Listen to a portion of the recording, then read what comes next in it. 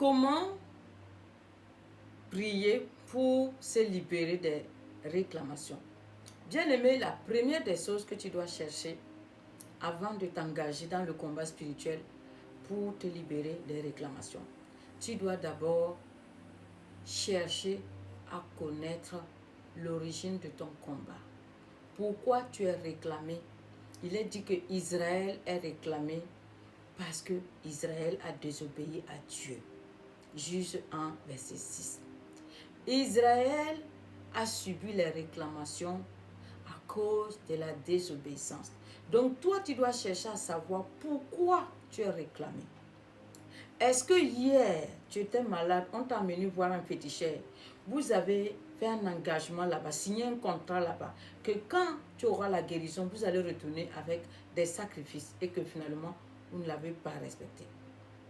Est-ce que dans ta famille, il y a eu certains dieux, certains hôtels, certaines alliances qu'on a établies, dont la loi dit que personne ne doit voyager, personne ne doit s'enrichir, personne ne doit se marier, ainsi de suite? Tu dois connaître d'abord l'origine de ta réclamation. Qu'est-ce qui t'a mené sous les réclamations? Tu dois connaître ça. Ensuite, le point 2, tu dois chercher à connaître la loi qui est régie dans cette réclamation. Il y a une loi. J'ai parlé tantôt des interdits. C'est pareil. Il y a une loi qui est régie. Tu dois connaître cette loi-là.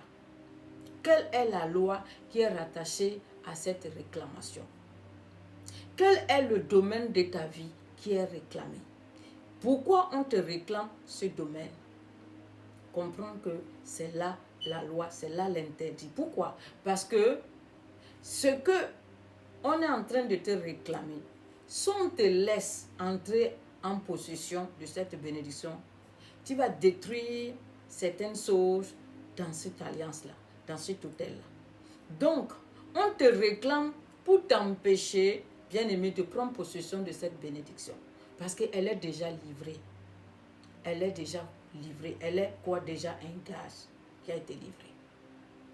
Donc, ensuite, tu dois passer par les prières de questionnement. Demande à Dieu à savoir comment tu dois prier pour sortir de là. Qu'est-ce que tu dois faire, bien-aimé? Dans le combat spirituel, tout n'est pas le feu, le jeûne ou la prière. Il y a différentes manières d'obtenir sa délivrance. Donc, cherche Dieu afin qu'il te révèle. Ensuite, tu vas commencer par la repentance. Tu vas te repentir des alliances qui ont été faites. Les alliances que tu connais, celles que tu ne connais pas. Repens-toi. Tu vas te repentir de la sorcellerie familiale, les alliances qui sont faites dans ta famille. Si on a adoré les idoles, si on a pratiqué la sorcellerie, si vous êtes dans la chefferie, si vous êtes de la royauté, toutes ces choses-là, toutes les alliances qui ont été faites dans ta famille dont tu connais, s'il y a des choses que tu ne connais pas, demande éventuellement à Dieu de te révéler. Mais tout compte fait, tu dois faire une bonne repentance, bien-aimé. Te repentir s'il y a eu la polygamie dans ta famille, s'il y a eu l'injustice dans ta famille. Je prends l'exemple, les familles où tu vas aller trouver, le père était un douanier, le père était un juge, mais dans ses fonctions, il n'a jamais rendu justice comme il faut. Il n'a jamais rendu justice de manière équitable. Et des personnes ont parlé, des personnes ont décrété. Ou dans les familles polygames, tu vas aller trouver, peut-être que ta mère est la deuxième femme qui est venue, elle a peut-être travaillé, elle a peut-être fait des choses pour envoyer la première, des choses comme ça. Vous voyez, bon, je n'aurai pas le temps de développer sur cette vidéo, mais je te donne juste des petits points. Donc, répands-toi de tout ça. Et ensuite, une fois la repentance, tu dois commencer à renoncer aux alliances qui te lient. Si on t'a initié à la sorcellerie inconsciente, tu vas renoncer, quitter la sorcellerie inconsciente. Si on t'a marié spirituellement, pareil, tu vas renoncer à l'alliance du mariage, tu vas briser le mariage, proclamer le divorce. S'il y avait des dédicaces, des consécrations, tu vas renoncer à tout ça.